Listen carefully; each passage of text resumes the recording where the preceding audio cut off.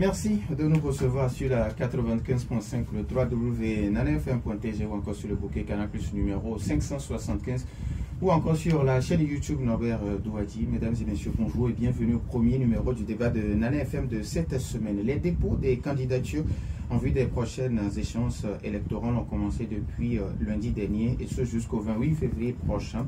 Quelle est la situation au niveau des formations politiques? Nous évoquons le cas de l'Union des forces de changement avec son premier porte-parole à la personne de M. Isaac Thiapé qui est en studio avec nous. Monsieur Thiapé, bonjour. Bonjour cher ami, bonjour Norbert. Je voudrais en profiter pour apporter un petit rectificatif.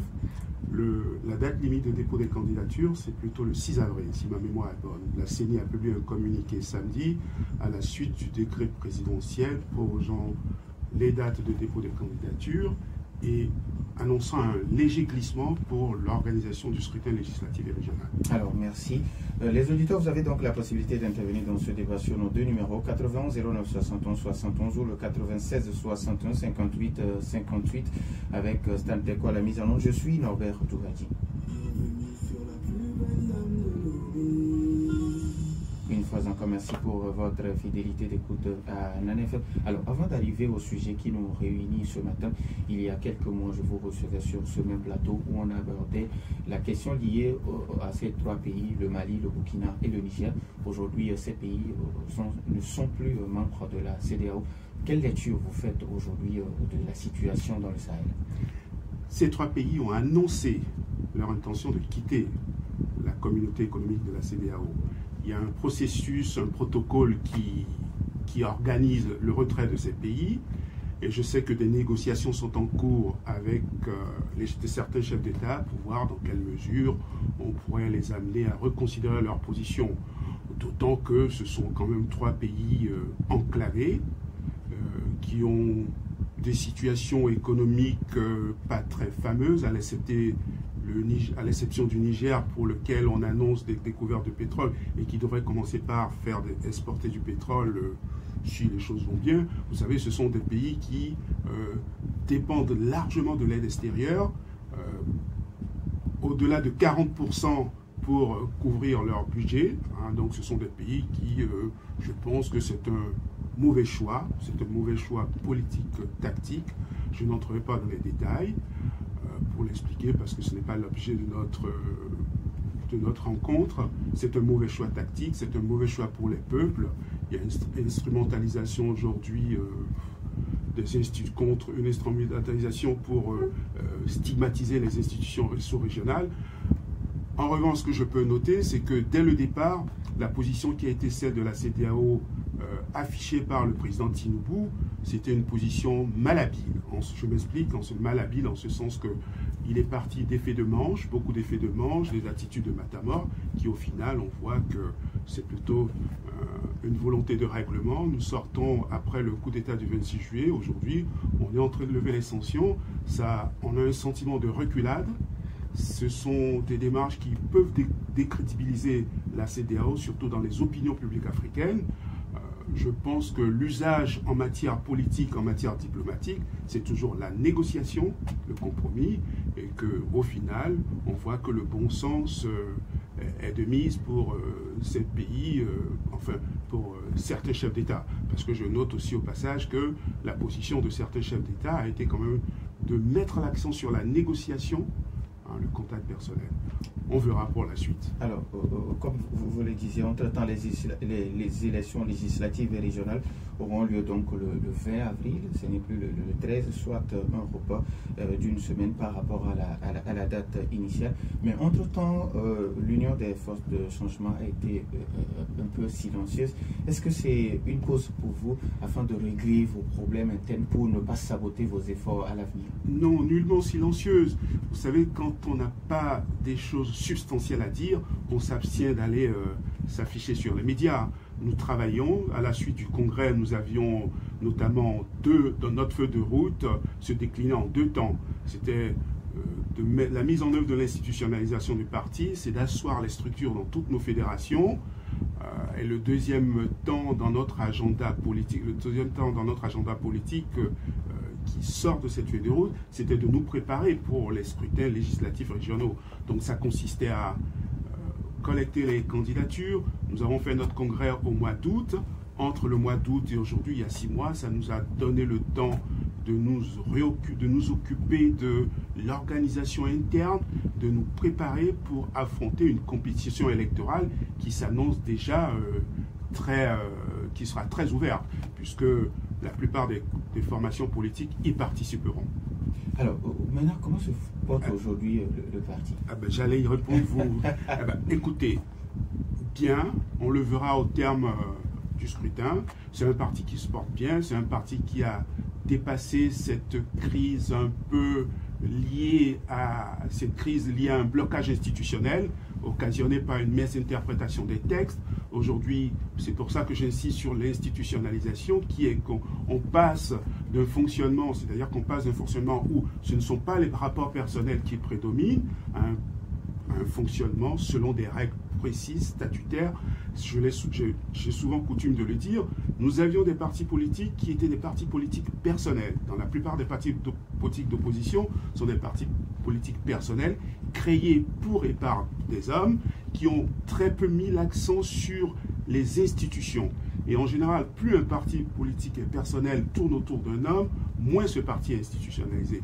Et nous avons aujourd'hui cette possibilité de faire en sorte que le parti soit un parti bien institutionnalisé, un parti qui clarifie sa ligne politique, sa ligne de conduite, un parti qui met l'accent sur la formation des cadres, parce que nous voulons capitaliser cette culture de gouvernement que nous avons eue.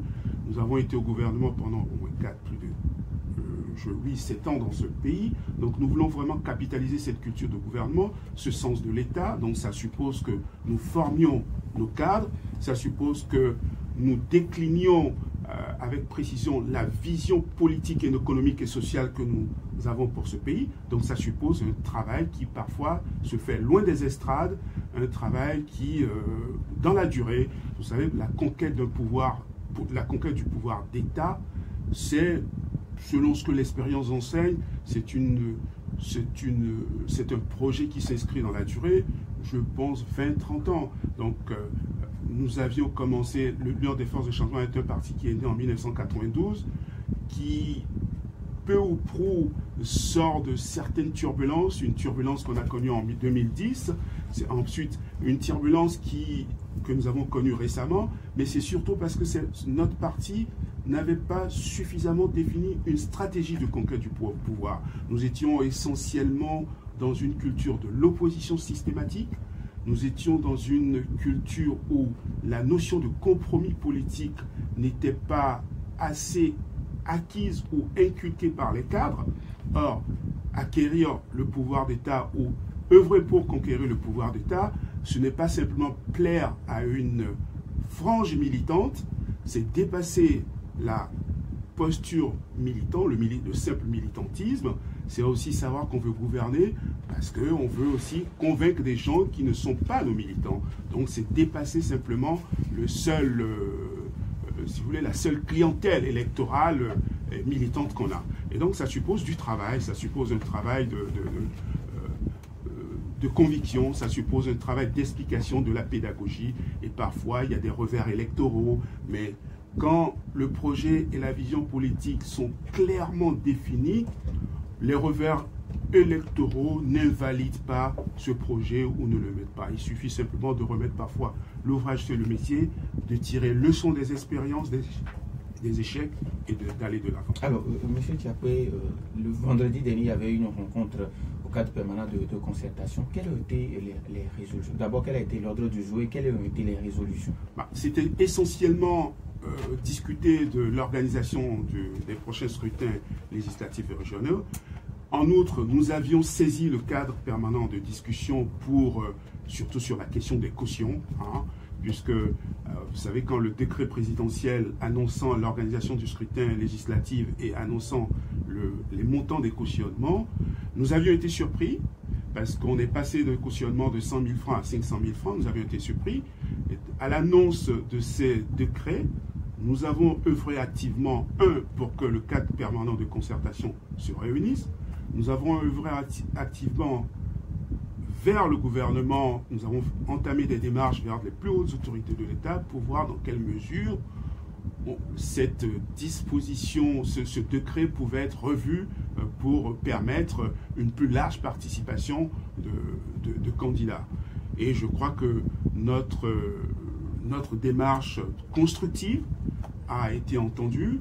Le tout n'est pas d'adopter une démarche, une attitude combinatoire, celle qui donne des ordres, qui invective, mais c'est aussi une attitude faite de conviction, d'aller vers les gens qui ont le pouvoir d'État, de leur expliquer parfois les biens fondés ou plutôt de leur expliquer que ces décisions peuvent ne pas être adaptées à un contexte. Donc nous l'avons fait. Nous pensons que certaines de nos demandes, notamment pour revoir la caution à la baisse, ont été prises en compte, même si nous estimons à l'Union des forces de changement que nous voulions que le cautionnement pour les élections législatives reste à 100 000 francs. Mais bon, c'est la prérogative du gouvernement, surtout du chef de l'État, de fixer, de prendre un décret. Nous prenons acte. Alors, est-ce que vous êtes sûr, vous l'avez dit, c'est au président de prendre un décret, est-ce que vous êtes sûr que vos arguments étaient assez convaincants pour le permettre de revoir à la baisse la caution? La preuve, je veux dire, je ne vais pas voir le verre à moitié vide. Hein, je ne vais pas le voir à moitié vide. Je considère que nous avions, c'est quelque chose qui était acquis, beaucoup de gens s'en plaignaient, et nous avons quand même plaidé avec beaucoup de force, avec beaucoup de conviction. Nous avons plaidé pour que cette caution soit revue à la baisse, qu'elle revienne à 100 000 francs. Nous avons un cautionnement de 300 000 francs. L'une des explications un peu qu'on nous a données, c'est que le cautionnement pour le Togo est l'un des plus bas dans la sous-région. Nous avons estimé que les conditions de vie n'étaient pas les mêmes. Hein, mais le gouvernement en a décidé autrement. Nous prenons acte. Alors aujourd'hui, est-ce que vous avez, au niveau de l'UFC, vous avez déjà commencé par faire les dépôts au niveau de la CENI? Oui, bien sûr. Nous avons entamé depuis lundi dernier. Des dossiers sont déposés. Vous savez que pour le scrutin régional, le dépôt des candidatures se fait dans les CELI. Par exemple, dans la CELI de la Savane, les dossiers sont déjà partis. Dans les dossiers de la région de l'Oti, enfin de la Savane, c'est bien sûr Tone, c'est cassé Oti. Donc, les dossiers sont déjà acheminés vers les CELI. Des dossiers sont déjà déposés pour Lomé. Et vous savez aussi que il faut un casier judiciaire, il faut certaines pièces qui sont demandées par le code électoral. Et il y a eu beaucoup de délestages qui parfois, certains de nos camarades s'y sont pris avec un peu de retard. Donc il y a eu des délestages qui ont entraîné parfois des retards dans la délivrance de ces pièces. Au final, j'estime que nous enregistrons beaucoup de candidatures. Des arbitrages se sont faits. Les arbitrages se font en tenant compte de la représentativité des candidats dans leur localité. Des arbitrages qui se feront en tenant compte de l'ancrage, vraiment de l'ancrage de la personne. Donc, ils se font et au fur et à mesure, nous estimons que nous serons présents dans la quasi-totalité des circonscriptions électorales pour ce qui concerne les élections législatives. Alors, il y a un auditeur qui dit aujourd'hui, se représenter, oui, mais on ne va pas se représenter parce qu'il faut le faire. Et vous demandez, est-ce que vous avez de la qualité pour les ressources humaines? Ah oui, absolument. Je veux dire, un parti politique, c'est d'abord un projet et des hommes pour le porter. Et nous avons cela. Et même si j'estime que c'est quelque chose c'est une dynamique. C'est une dynamique, c'est-à-dire qu'on forme davantage, on se projette. Et nous nous projetons, nous avons aujourd'hui des hommes, nous avons des hommes de qualité. Ce ne sera pas peut-être un petit péché d'orgueil. La preuve, c'est que je viens ici, je défends un projet. Donc c'est quand même, nous avons des hommes de qualité, des hommes en capacité d'exercer des responsabilités d'État. Nous avons, par exemple, le secrétaire général de notre parti est un universitaire, le docteur Koumanianou Amavi, qui est candidat. Nous avons le troisième vice-président de l'Assemblée qui est un financier, le Sénat Lépuy. Nous avons un nombre de camarades qui ont aussi bien des compétences professionnelles et qui ont des compétences professionnelles et compétences, un savoir-faire professionnel et des compétences acquises de par leur formation. Nous avons du personnel et nous les formons. Nous les formons à notre idéologie. nous les formons à maîtriser le projet économique et social, et nous avons des hommes. Voilà. Alors aujourd'hui, quand vous parlez de projet, quel sera ce projet que vous allez présenter au peuple togolais qui va vous accorder son quitus pour aller soit à l'Assemblée nationale ou autre? Vous savez, c'est très simple, hein. Il n'y a pas beaucoup de choses dans nos pays. Le premier, c'est réduire la pauvreté. C'est de faire en sorte c'est de réduire la pauvreté, les conditions sanitaires, de santé, l'éducation, la solidarité. C'est vraiment pour nous, par exemple, nous pensons que si nous sommes en responsabilité demain, nous nous engagerons à faire en sorte que toute personne de 60 ans et plus ait une allocation vieillesse de 50 000 francs. Nous travaillons pour accentuer la question de la prévention. Des choses ont été faites dans cette législature. Nous allons les accroître. Si vous voulez réduire la pauvreté dans nos pays, ça passe aussi par de la solidarité. C'est un engagement de l'État. C'est contribuer, faire en sorte que l'État mette en place un système pour qu'il y ait de l'investissement privé. L'investissement public seul ne suffit pas. Dans des conditions, nous ferons en sorte que davantage d'entreprises investissent dans notre pays pour les attirer. Nous ferons en sorte qu'au niveau même de nos municipalités, qui est l'accent mis sur la formation. Nous avons un projet économique et social que nous déclinerons pour proposer. Et du reste, tout le travail que nous avons fait à législative à l'Assemblée nous permet, vous parlez tout à l'heure, j'entendais une dame dans votre journal qui évoquait la question des droits des femmes. Un des exemples précis du travail que nous avons fait à l'Assemblée cette année, c'est que nous avons contribué à modifier le code de la personne, des familles de la personne, pour donner davantage de droits à la femme. Et ça, ce sont, voilà, par exemple, nous avons contribué, par exemple, à légiférer pour protéger les apprenants contre les violences sexuelles et tout ça. Nous avons contribué à mettre en place une loi sur la cybercriminalité. Nous avons contribué à mettre en place une loi pour l'identification biométrique qui, à terme, sera, si vous voulez, ce sont autant de mesures qui touchent au quotidien de nos populations, identification biométrique dont la finalité sera quand même de fluidifier l'état civil et de fluidifier le fichier électoral. Bon, nous avons aussi contribué, par exemple, à mettre en place l'assurance maladie. Ça, ce sont notre groupe parlementaire, au cours des débats en commission, apporte ces propositions, les amende, les rectifie. C'est parti aussi parce que nous avons un dialogue constant avec les plus hautes autorités. Nous allons les voir, les ministres, ceux qui portent les projets. Et ça, c'est aussi inscrire l'action au cœur de l'État. Et voilà, donc ce n'est pas simplement rester à l'écart en critiquant dans la contestation systématique, c'est aussi en étant force de proposition. Et c'est ça qui fait la spécificité de l'Union des forces de changement depuis 2010. Même si parfois ce n'est pas beaucoup compris par nos concitoyens, tout simplement parce que nous avons, comme j'aime à le dire, nous avons un fond politique togolais polarisé, c'est-à-dire la conflictualité, la tension est en permanence au cœur de la vie politique. Nous avons des identités politiques qui sont encore très figées, très sclérosées, c'est-à-dire que l'adversaire politique n'est pas un adversaire où il a le droit d'avoir ses idées, mais c'est un ennemi. Donc il faut décristalliser, dépassionner tout ça pour que nous ayons une vie politique normale comme ça se fait dans toute démocratie. Alors, 91 09 71 71 ou le 96 61 58 58. Les auditeurs, vous avez maintenant la possibilité. Vos questions et vos avis nous intéressent, mais après la pause.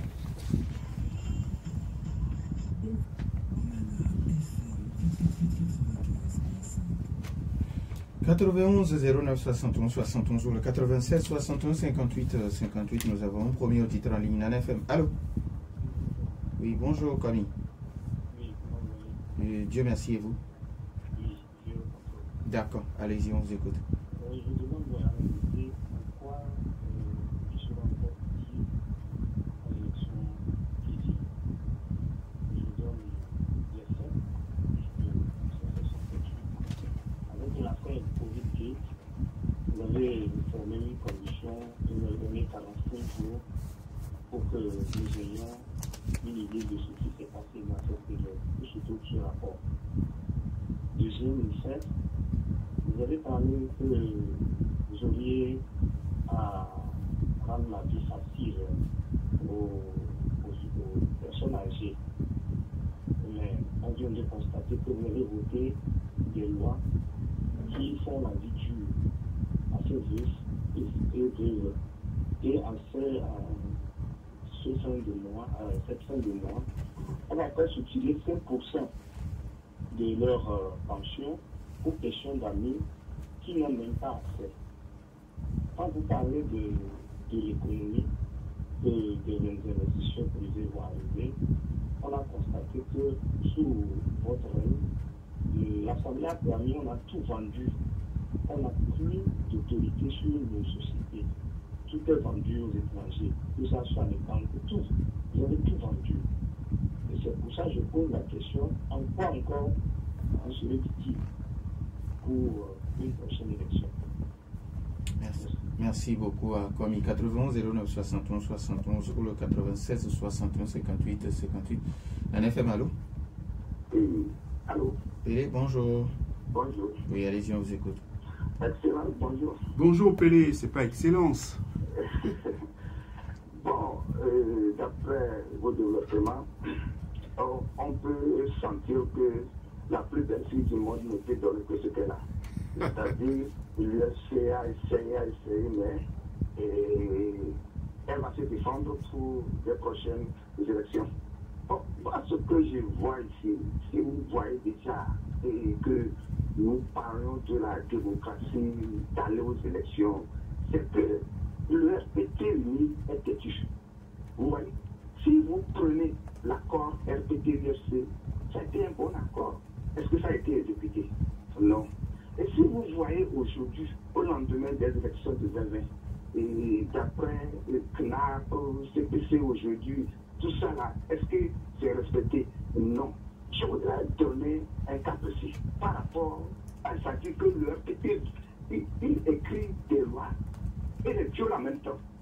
Prenons la nouvelle charte qui est partie, et qui a été écrite. Je vois que même, est-ce que l'UFC même a respecté la charte là? Non. Le RPT dont le Congrès s'effectue aujourd'hui, et depuis le premier Congrès statutaire 2017, à 5 ans, il doit aller à tous ceux qui n'ont pas été au Congrès. Le 30 mai 2023, leur parti ne doit pas exister. Mais tout ça là, ça a existé jusqu'à aujourd'hui. Toutes ces choses-là, ça veut dire que quand nous avons des tests devant nous, que nous ne pouvons pas là, les expliquer par le financier, l'auteur même, c'est dangereux. Merci beaucoup, Apélé. Nana FM, allô? Oui, allô, bonjour, monsieur Norbert. Michel, bonjour. C'est Michel, j'appelle des Anguera. Oui, allez-y. Bonjour à l'invité. Bonjour, monsieur Michel. Moi, j'ai deux préoccupations. Oui, allez-y. À propos d'avoir revu les frais de caution. Et pour moi, j'ai l'impression que nos politiciens sont un peu naïfs. Moi, je pense tout simplement que, parce qu'il faut connaître l'adversaire en face. Je pense que c'est un calcul, soit c'est un calcul politicien, ou bien nos gouvernants ne savent pas à quel point les populations sont éprouvées par le développement, mais par la situation économique. Sinon, je ne vois pas pourquoi de 100 000, on peut passer à 500 000 et après revenir à 200 000 et on va créer OIE. Ce n'est pas possible. Dans cette situation, on ne peut que quitter 100 000 pour descendre. Et là, ça veut dire que les politiciens, ceux qui nous dirigent connaissent ce qui se passe dans le pays. Maintenant, s'ils font cette stratégie politique, c'est de dire ou de montrer aux gens que oui, voilà, nous aimons le consensus, nous faisons le consensus parce que nous avons augmenté, mais ils nous ont demandé de diminuer, on a diminué. Maintenant, je vais finir. Je vais poser la question à notre invité. Oui. Donc, si vous augmentez vos besoins dans votre famille, vous devez être capable d'avoir un budget pour financer ce besoin-là. Est-ce que vous, en tant que politicien, vous estimez un jour diriger ce pays? Est-ce que vous avez posé la question à vos adversaires qui sont au pouvoir? Où est-ce qu'ils trouveront les moyens pour financer les nouvelles institutions, notamment celles des régions et actuellement celle de l'Assemblée nationale qui a connu d'ailleurs une augmentation? Merci à vous aussi. Nana FM, allô? Allô? Oui. Oui, bonjour. Max Dalido Gomé, bonjour. Bonjour à votre invité. Bonjour Max. Je vais parler de deux choses. Oui, allez-y. Premièrement, je vais parler de l'opposition. C'est une suggestion que je voudrais faire au cas où l'opposition arriverait à avoir la majorité au Parlement, que ce soit revu. D'accord. Maintenant, par rapport à... Ma proposition est la suivante. Il faudrait qu'il y ait une loi qui dise que les cautions pour les scrutins présidentiels, local, législatif, tout ça là, soit basées sur un quotient. Et je voudrais dire par là, je prends par exemple le SMIC. Et pour les législatives, je vais donner un exemple comme ça. Pour les législatives, on dit la caution ne peut pas dépasser 3 fois le SMIC. Pour les locales, la caution ne peut pas dépasser 2 fois le SMIC. Pour les présidentielles, la caution ne peut pas dépasser, par exemple, 100 fois le SMIC.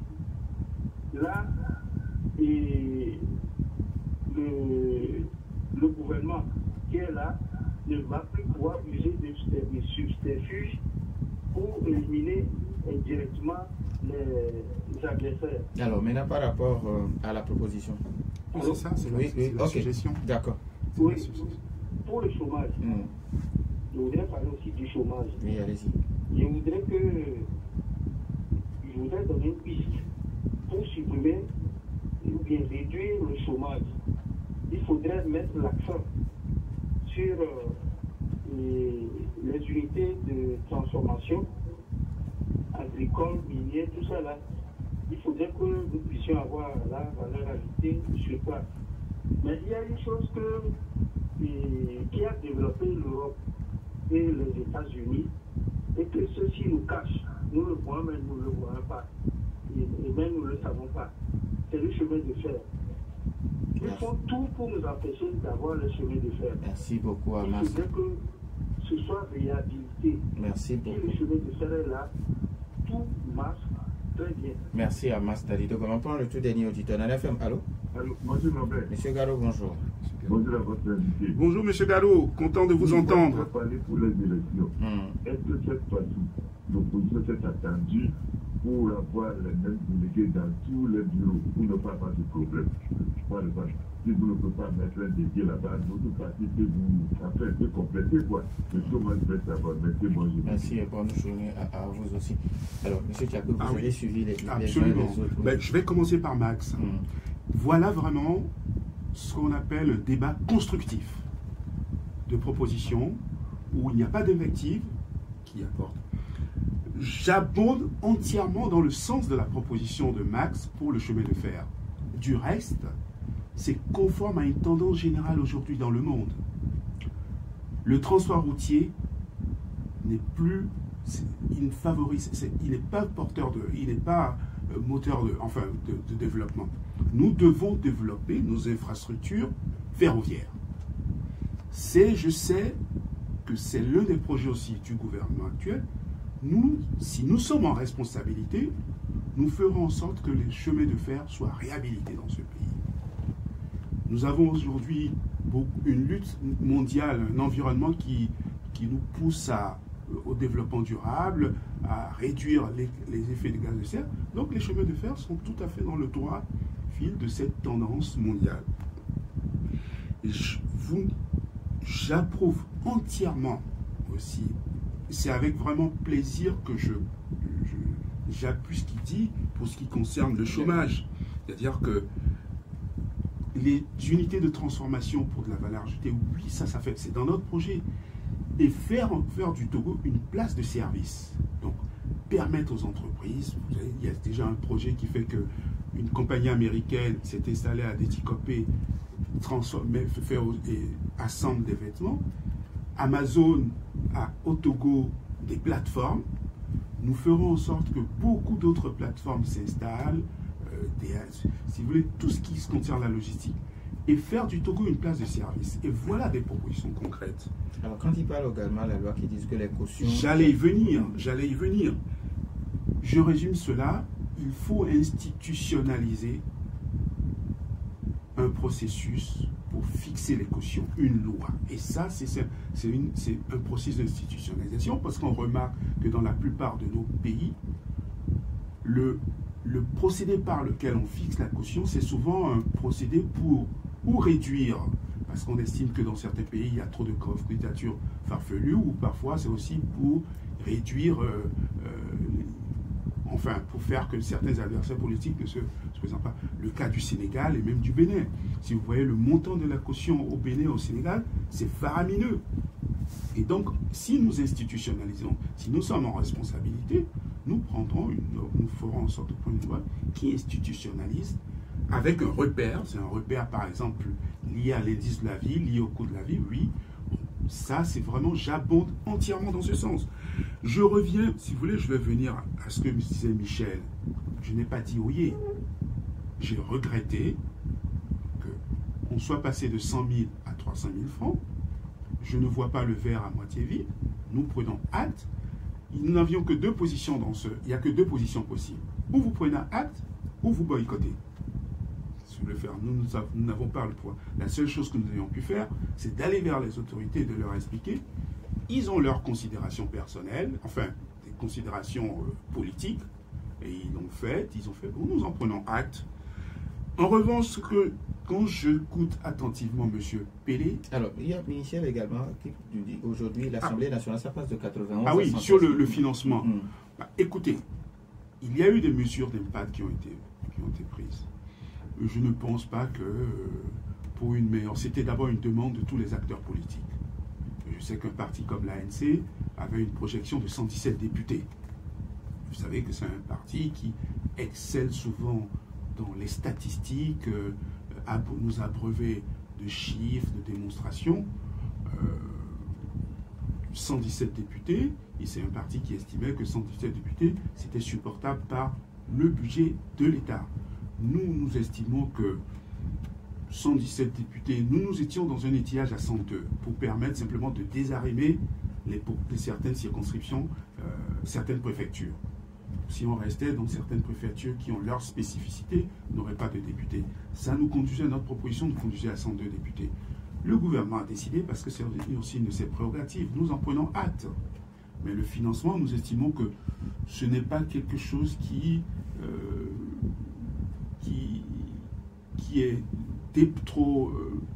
occasionne des dépenses budgétaires excessives pour l'État. On peut réaffecter ces budgets, vous avez d'autres dépenses qui peuvent être ponctuaires, qu'on peut réaffecter pour avoir une meilleure représentation, une meilleure représentativité, une meilleure représentation nationale. Quand j'écoute M. Pélé, c'est le discours de la défiance en général. C'est-à-dire que M. Pélé, vous verrez que le registre de son propos, c'est toujours « Ah, on se méfie d'eux, on ne fait pas confiance, c'est RPT unir ». Donc, à ce discours de la défiance générale, il est difficile d'opposer des arguments rationnels. Parce que la personne procède par pétition de principe, elle estime que quel que soit ce que la personne fera, c'est comme ça, c'est ancré dans son ADN, on n'a même pas besoin de convaincre. Non, j'estime que il faut quand même approcher les gens et que en politique, un parti agit toujours pour tirer la couverture à soi. Ce qui manque peut-être, c'est que le rapport de force politique n'est pas assez équilibré. Et quand il évoque la charte des partis, non, la charte des partis politiques demandait aux partis politiques de se mettre en règle, mais c'est-à-dire que ce n'est pas une loi qui empêchait les partis politiques de tenir leur congrès après le 30 mai. C'était une suggestion forte qui demandait aux partis politiques de faire. Parce que si la loi voulait effectivement que ces partis politiques, si la loi considérait que ces partis étaient fort clos, elle l'aurait précisé dans la loi. C'est-à-dire que l'article aurait précisé que les partis politiques qui ne tiendraient pas le congrès au plus tard le 30 mai, qui ne seraient pas en règle, n'existeraient plus. Or, la loi a laissé cette porte ouverte à l'interprétation. La preuve, c'est que le Parti uni tient aujourd'hui son congrès statutaire, alors qu'on sait bien que le dernier congrès statutaire du Parti uni, c'est en 2017, si ma mémoire est bonne. Donc, la loi est là, il faut bien la lire. Pour revenir à ce que disait Komi, en quoi nous sommes utiles? Oui, nous sommes utiles parce que nous sommes une force de proposition. Nous sommes utiles parce que nous sommes une vigilance, parce que nous voulons inscrire notre action dans la légalité, dans le cœur de l'État. Nous ne restons pas à l'extérieur pour critiquer. Nous ne disons pas que les choses se passent comme dans le meilleur des mondes, mais nous agissons. Là, par exemple, il y a eu un décret qui fixe la caution à 500 000. Nous estimons que c'était excessif. Nous avons agi, nous n'avons pas obtenu entièrement satisfaction, mais c'est ça aussi la démarche constructive qui est au cœur de notre ligne politique. Alors, M. Gallo qui vous demande, est-ce que vous allez avoir les mêmes délégués? Dans certaines, puisque vous savez que la manière dont les CELI se répartissent, c'est que dans certaines CELI, il y a des partis politiques qui ne sont pas présents. Donc, quand des discussions arrivent, oui,